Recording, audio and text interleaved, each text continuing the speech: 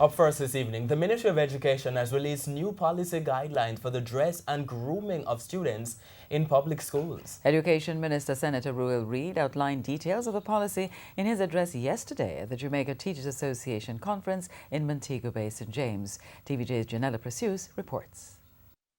New school year, new rules for grooming. Education Minister Ruel Reid says the new policy, dubbed National Student Dress and Grooming Guidance for Public Education Institutions, is in line with the changing times. Consultations were held with teachers across the island. I remember when I had called for the task force, people were saying it was a trivial matter, but it has become quite a nuisance, in a sense that there's so many contention. I get a lot of queries from time to time about schools suspending students for passing the hair or different levels of hair, grooming, etc. There are strict guidelines for females. No fashion trends, shaved sides, visible lines or patterns, no hairstyles associated with known gangs or antisocial cliques or groups, no wigs or hair extensions,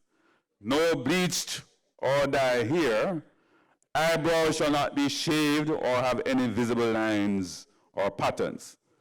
And it goes on to talk about tattoo and body piercing, and we could write to say in the rules that students may not have any visible tattoos or body piercing except a single piercing in the lower lobe of each ear. As for male students, Hair should either be worn in a low, evenly graded cut or in a style that is close to the head, away from the face, ears, and eyes, and secured.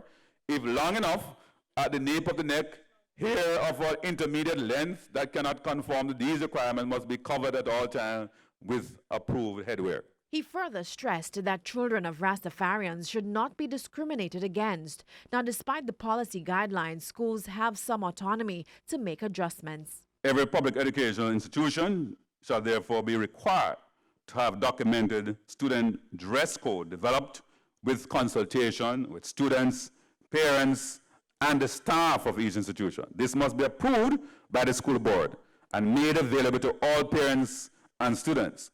School uniform must be adopted under the student dress code for primary and secondary public education institutions, optional for colleges and training centers. It is expected that every student, supported by their families, will comply with their institution's dress code. Janella Precious, TVJ News.